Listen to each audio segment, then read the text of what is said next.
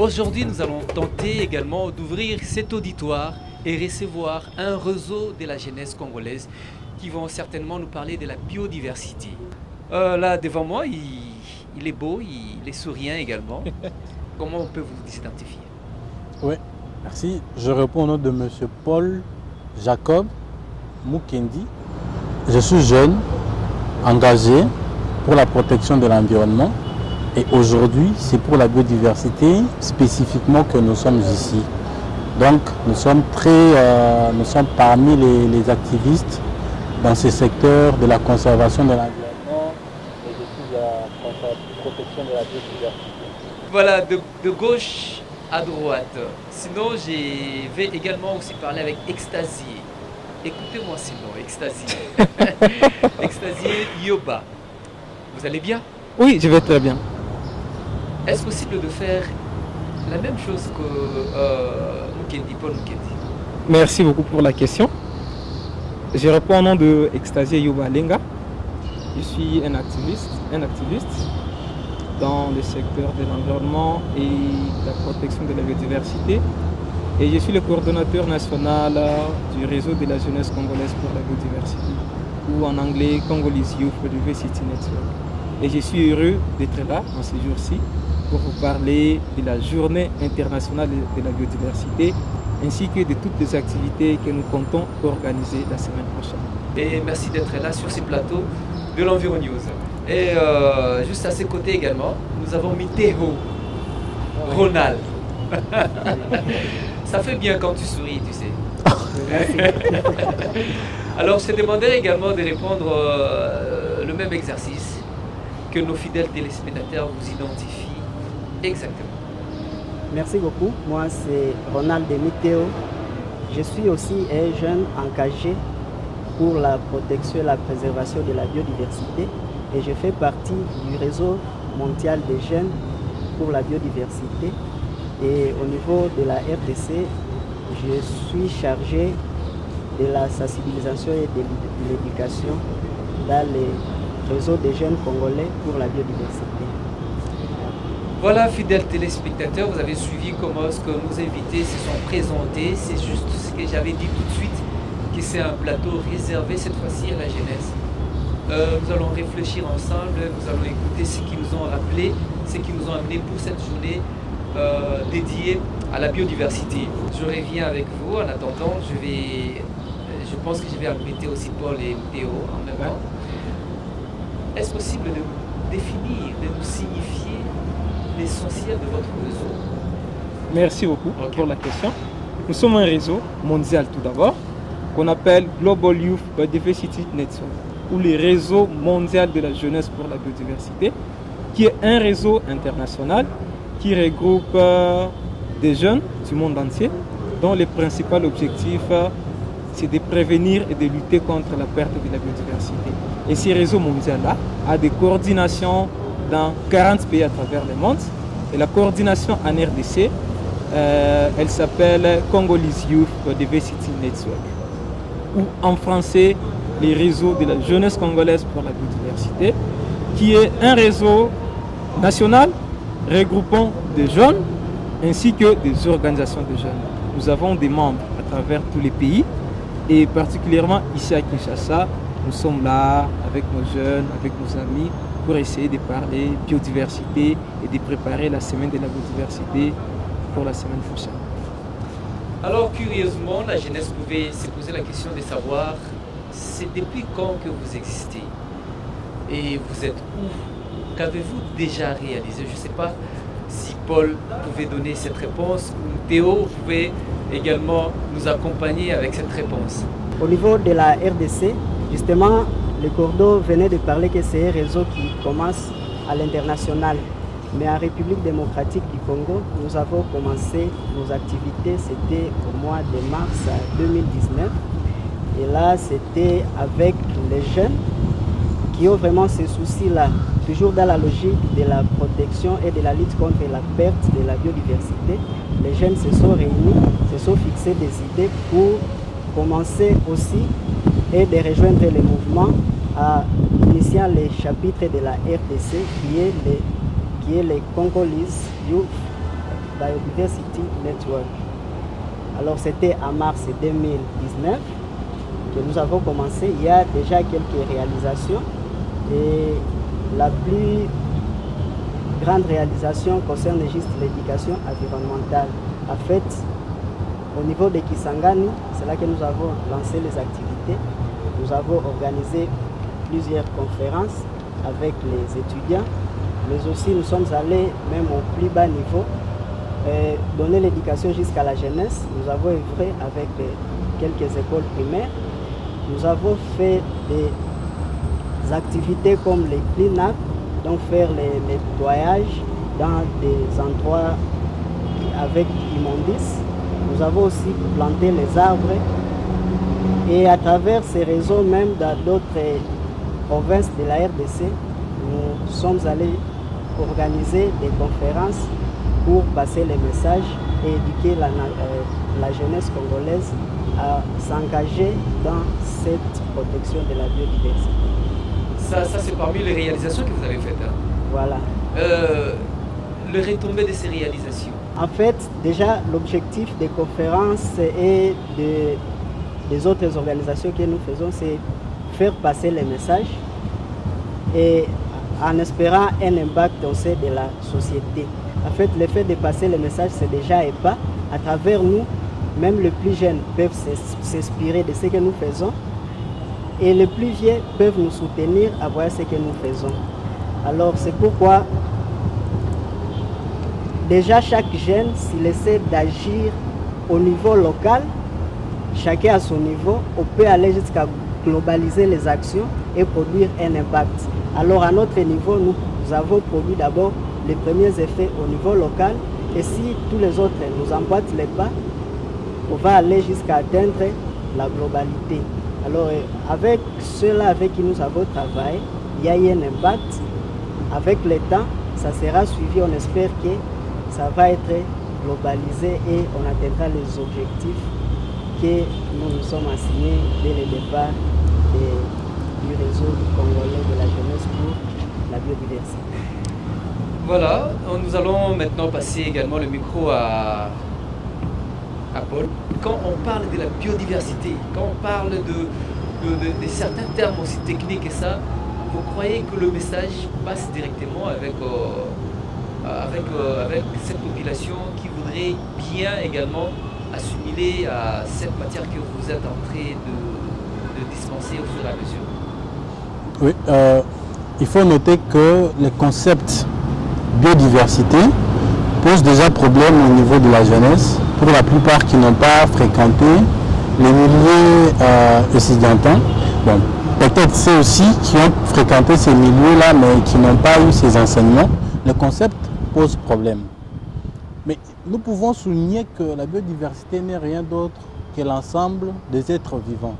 C'est cet ensemble-là qui forme la biodiversité. Dans l'ensemble, nous avons les végétaux et nous avons les animaux. Dans les animaux, nous avons les vertébrés, les insectes, ainsi que tous ceux qui forment les groupes des animaux.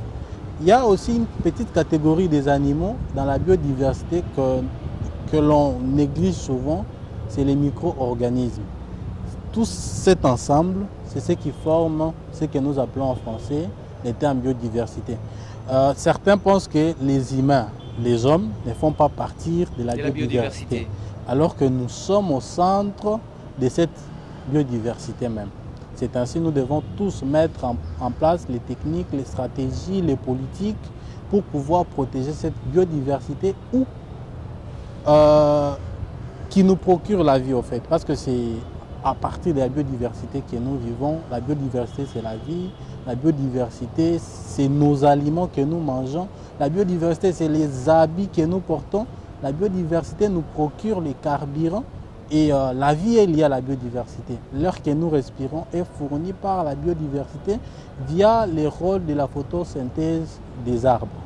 Donc, la jeunesse est appelée massivement à jouer un très grand rôle dans la conservation de la biodiversité en République démocratique du Congo, pays qui regorge une grande partie de la biodiversité.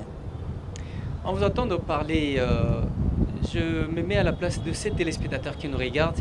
Ils se diront comment est-ce que vous vous êtes choisi pour une fois parler au nom de l'environnement ou bien des activités environnementales.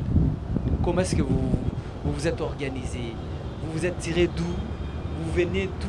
Comment est-ce que vous êtes mis ensemble? Donc vous avez accordé le violon pour essayer un peu de parler de l'environnement. Nous essayons de nous unir pour une seule cause, celle de lutter et de prévenir contre la perte de la biodiversité. Et donc, tout jeune qui s'intéresse à la préservation de la biodiversité, tout jeune qui a les soucis de son avenir, il est le bienvenu dans les réseaux. Et ces réseaux-là, il s'est formé juste à travers des contacts, des gens qui s'intéressent à la protection de la biodiversité, aux gens qui ont cette essence-là. Vous voyez ce que je veux dire? Voilà, partant de vos réponses, je me dis, vous savez bien que la biodiversité présente des réponses à plusieurs défis de développement durable. Oui. Comment expliquez-vous cela en fait? Pour répondre à cette question, j'essaierai d'être le plus simpliste possible. Oui. Parce que ça, c'est une question très technique. En fait, la biodiversité, elle nous fournit des services qu'on appelle des services écosystémiques. Et ces services-là, c'est ce qui nous permet de vivre. Il y a des services culturels. Nous trouvons de l'inspiration dans la nature, à travers la biodiversité. La religion, il y a de ces religions-là qui se retirent à un endroit donné pour prier Dieu. Nous avons aussi la régulation. Tous les systèmes de pluviosité, la régulation du cycle de l'eau, c'est à travers la biodiversité. Les aliments que nous mangeons, les habits que nous portons, tout ça, ça provient de la biodiversité. Et tout cet ensemble-là, c'est ce que techniquement nous appelons service écosystémique. Alors, je ne sais pas si je pouvais revenir encore une fois. Ouais. Je dis que ça représentait plusieurs défis du développement durable. Oui. Comment est-ce que pouvez-vous l'expliquer par un exemple, agencer par un exemple? Si on se réfère au thème de la Journée internationale de la biodiversité de l'année 2020, la Convention sur la diversité biologique avait retenu le thème « Nos solutions sont dans la nature ». Pour dire quoi?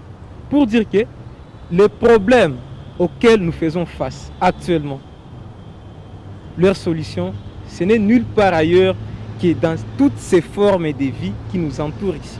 Et donc, la solution pour un développement durable, c'est d'essayer d'écouter ce que la nature nous dit, d'essayer de voir. Et là, on pourra trouver des solutions assez concrètes et qui vont nous permettre de bien gérer le monde et à préparer durablement la vie des générations futures. Voilà, je pense peut-être que vous avez très bien suivi les interventions de nos invités. Que je pouvais également dire, nous sommes fiers d'avoir un échantillon de cette jeunesse qui défend valablement, je ne sais pas dire, les acquis même de la République démocratique du Congo. Au mois d'octobre, il y aura 15e COP. Quelle serait la part de la jeunesse congolaise? Qu'est-ce que vous allez présenter une fois de plus? Merci beaucoup pour la question. Ce qui est vrai, en octobre, il y aura la 15e conférence des partis sur la biodiversité qui va se tenir en Chine. Et nous, au niveau national, nous essayons déjà de nous préparer en conséquence. Comment c'est là? D'ici 2 semaines, nous aurons des consultations nationales sur le cadre mondial de la biodiversité pour l'après 2020. Pourquoi ces consultations-là? C'est pour essayer de recueillir les perspectives de la jeunesse congolaise. Recueillir ce qu'elle veut, ce qu'elle entend, que ça soit écrit, que ça soit adopté lors de cette 15e conférence là-bas. Parce qu'il y aura adoption d'un nouveau cadre mondial de la biodiversité. Et nous, à travers la rédaction de notre document de position paper, nous allons essayer d'écrire ce que nous voulons, nous en tant que jeunesse congolaise. Et là, nous allons nous allier à la jeunesse mondiale pour présenter ce que nous voulons à travers cette 15e conférence des partis. Voilà, j'aimerais le compléter en disant que nous allons utiliser aussi les potentialités de la jeunesse en fait. Parce que la jeunesse, c'est l'énergie, la jeunesse, c'est l'engagement, la jeunesse, c'est la force. Avec cela, on va essayer de faire de notre mieux pour aussi faire passer notre voix et faire bénéficier notre pays de tout ce que nous pouvons tirer de cette conférence-là. Nous savons qu'avec ce qui sera fait, notre voix devra être écoutée et le projet que nous allons présenter aura vraiment un impact au niveau national et même régional, pourquoi pas international. Et alors les actes? Quels sont les actes que vous pouvez une fois de plus tenter, déposer, pour une fois que ça puisse accompagner, au fait que ces décideurs, une fois de plus, puissent croire à ce que vous êtes en train de démarcher? Voilà, quels seraient peut-être des actes que vous allez poser sur terrain? Voilà, il y a déjà plusieurs idées. On va citer certaines idées. En fait, les défis importants dans la préservation de la biodiversité, c'est l'information. Et des fois, l'information ne passe pas. Alors, on pense que si on utilisait cet angle-là et faire passer l'information, cette fois, à commencer au plus bas niveau, on peut faire passer l'information. Mais l'information va passer comment? Vous craignez la télévision, vous ne voulez pas communiquer, Théo. C'est pourquoi nous remercions votre espace, nous vous remercions de nous avoir accordé cet espace. Alors, comme je disais, faire passer l'information, notamment à travers les médias, nous vous remercions pour ça, je venais de le dire. Mais nous pouvons aller jusqu'à même dans les écoles, faire entrer des projets qui visent à faire entrer l'éducation environnementale même au niveau de l'école primaire et accroître notre réseau au niveau national. Ça, c'est très important. Si on arrive à accroître les réseaux, atteindre tous les jeunes dans toutes les villes, dans toutes les provinces et même dans tous les villages, agrandir ces réseaux-là et organiser les activités avec vraiment un impact, avec l'aide de tous ceux qui vont nous accompagner, notamment les médias comme vous. Nous savons que le message pourra passer et nous aurons un impact. Quelle lecture faites-vous de la RDC par rapport à l'avancée de la biodiversité dans notre pays? Ma lecture semble être amère. Amère parce que notre pays ne réalise pas régulièrement des inventaires sur ce qui concerne la biodiversité. Les inventaires qui ont été réalisés en RDC datent de longtemps. Et cela ne laisse pas au pays l'opportunité de découvrir ou de parler avec chiffres exacts de ce que nous avons comme potentiel en biodiversité. Mais chaque jour, la RDC perd quelques mètres, quelques centimètres de la biodiversité congolaise en termes de forêts, mais aussi en termes des animaux. Il y a les braconnages qui continue toujours à se répéter régulièrement. Toutes les menaces que l'on peut citer est en train de faire régresser et amener la biodiversité congolaise à la disparition. Il n'y a pas longtemps, une nouvelle nous a été donnée qu'à Lomela, un okapi a été tué. Et il y a de nombreuses nouvelles qui viennent comme ça. Il y a de nombreuses nouvelles, à l'aise dire, qui viennent comme ça pour justement nous annoncer la perte de la biodiversité en RDC. La population congolaise vit de la chasse et nous connaissons ce qui est comme impact de la chasse. C'est les animaux qui partent sans contrôle. Sur le plan organisationnel ou bien de la politique, l'ICCN est là en train de conserver la biodiversité en République démocratique du Congo. Mais l'ICCN est encore buté à de nombreux défis qui doivent relever. Mais aussi si nous regardons le pourcentage de ce qui est comme surface protégée en République démocratique du Congo, ce pourcentage est minime par rapport à ce qui a été fixé au niveau mondial pour la conservation de la biodiversité. Nous, c'est 12%, alors qu'au niveau mondial, en 2010, dans le cadre mondial de la biodiversité, après 2020, les objectifs qui ont été fixés étaient d'atteindre au moins 17% des surfaces des aires protégées au niveau national. Donc, on n'est pas encore arrivé à ce niveau-là. Les efforts doivent encore continuer à faire comprendre à la population les rôles que joue la biodiversité, mais aussi dans l'élaboration des politiques pour la conservation de la biodiversité en République démocratique du Congo. C'est ainsi que dans ces rôles-là d'élaboration de la politique, la jeunesse a un rôle majeur à y jouer. Pourquoi la jeunesse? La jeunesse, c'est une force, la jeunesse, c'est de l'énergie. Et lorsqu'on est jeune, on pense, on cherche à se développer. Et ce développement-là doit être en harmonie avec l'environnement. Et aujourd'hui, quand on dit être en harmonie avec l'environnement, c'est respecter la biodiversité. C'est prélever la quantité qu'il faut sans toutefois contraindre la capacité de la biodiversité. C'est-à-dire, on entre dans une forêt, on peut faire la chasse, mais on tient compte du calendrier des chasses pour ne pas déranger ou bien pour ne pas amener une biodiversité à disparaître, ce qui ne sera pas possible pour les générations futures. Donc, cette jeunesse actuelle doit être sensibilisée pour conserver la biodiversité et laisser cette même biodiversité aux générations futures. Vous savez, nos aïeux, nos ancêtres, savaient bien vivre en harmonie avec la nature. Et déjà, l'idée de calendrier des chasses, ce n'est pas moi qui la donne ici sur ces plateaux. C'est une idée qui vient de longtemps et qui date de longtemps. On parle même des forêts sacrées.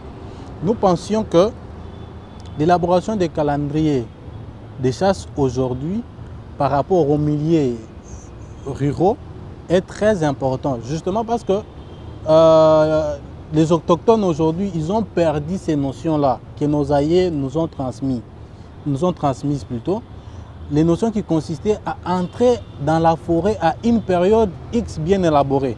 Et c'est de cette notion-là qui consistait à dire forêt sacrée.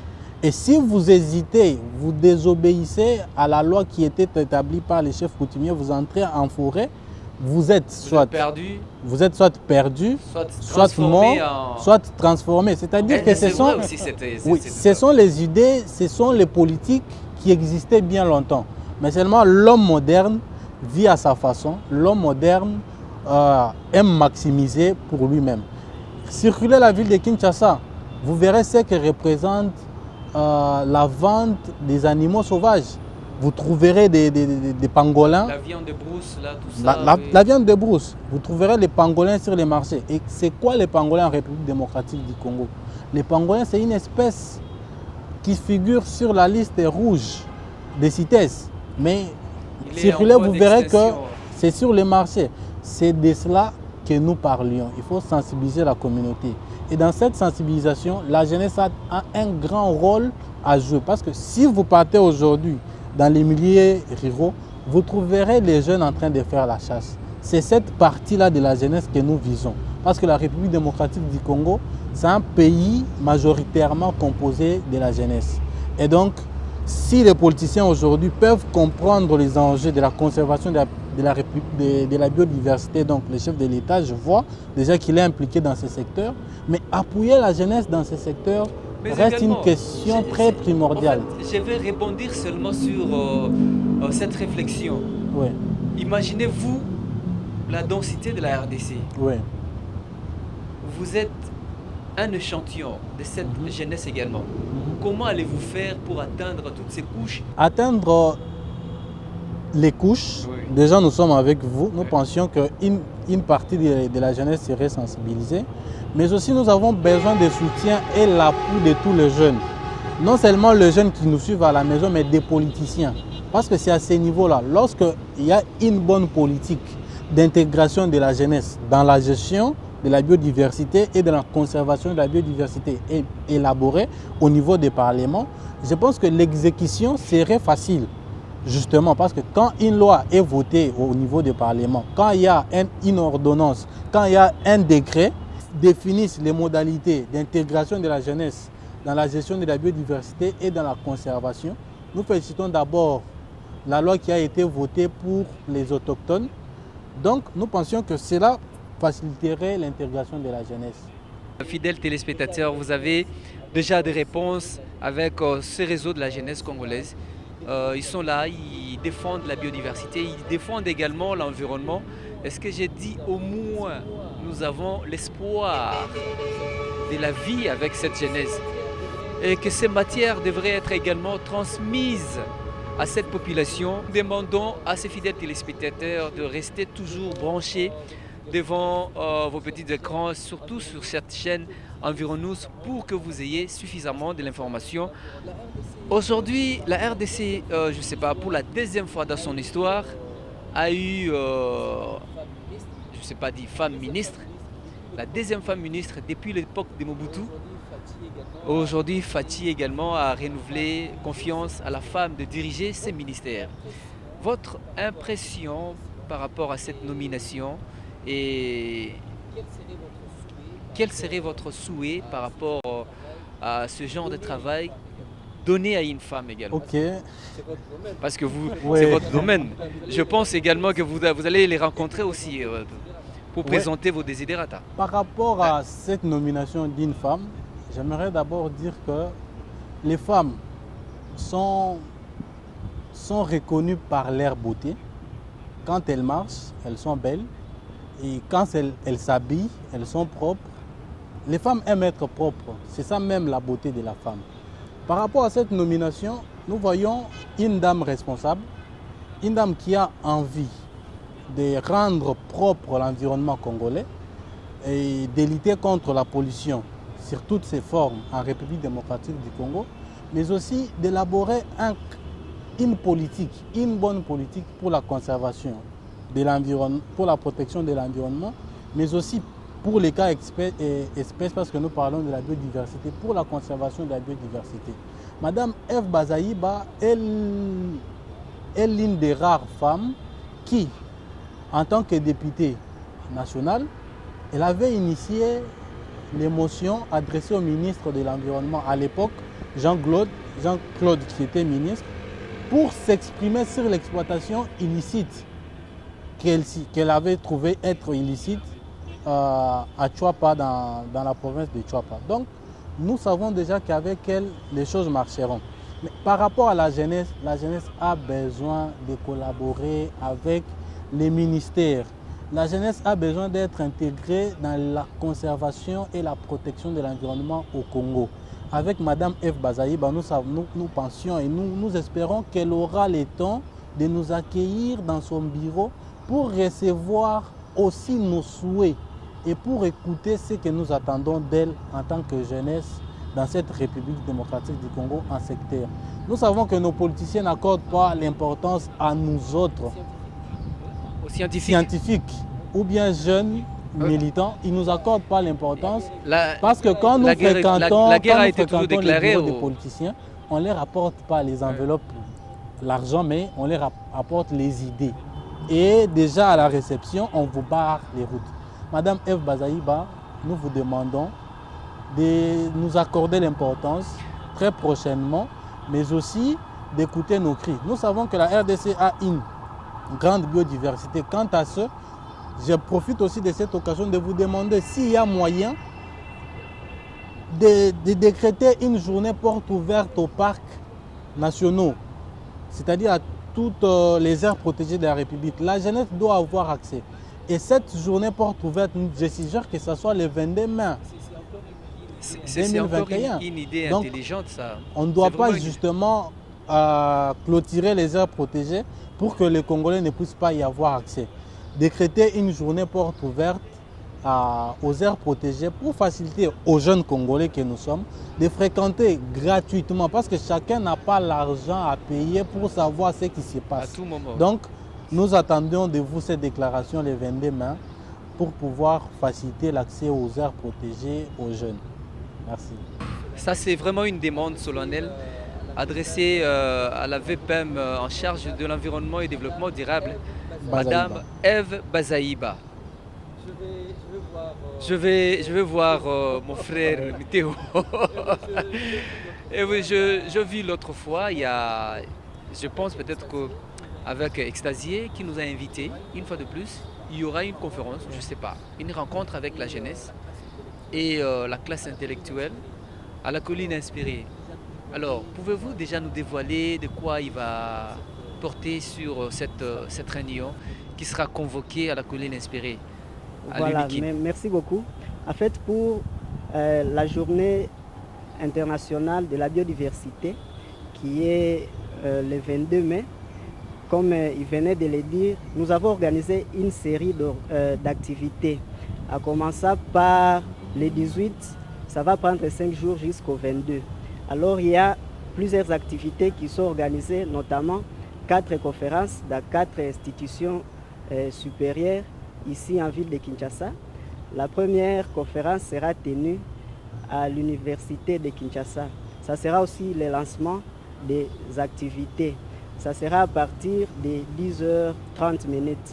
Et là, le thème retenu pour cette université, c'est les défis de la biodiversité, mais aussi les objectifs, l'atteinte des objectifs du cadre mondial, des objectifs après 2020 en fait, au niveau de l'UNIKIN. Et le deuxième jour, ça sera le mercredi, le 19. Une autre conférence va être organisée au sein de l'UPC.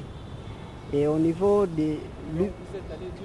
Donc vous êtes allé d'une université à une autre? Institution supérieure ici à Kinshasa. Oui. À Kinshasa. En commençant par l'université de Kinshasa, le 18. L'université protestante du Congo le 19. Il y a aussi oui. l'IFASIC le 20, l'ISP le 21 et il y aura une caravane qui sera organisée avec l'Assemblée de la jeunesse. Nous invitons tous les jeunes qui sont vraiment soucieux et engagés dans cette démarche-là de se joindre à nous pour faire partie de la solution. Parce que c'est ça. Et pourquoi pas IEC, pourquoi pas IPEN, pourquoi pas ISTA?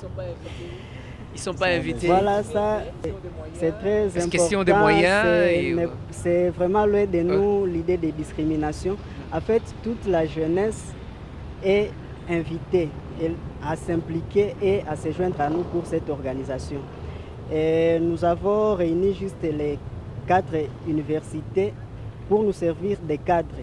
Mais en fait, tout jeune qui se sent vraiment engagé et qui aime apporter faire partie de la solution, comme c'est le thème qui est retenu, tout jeune devrait se joindre à nous et accepter de venir dans le cadre que nous avons choisi.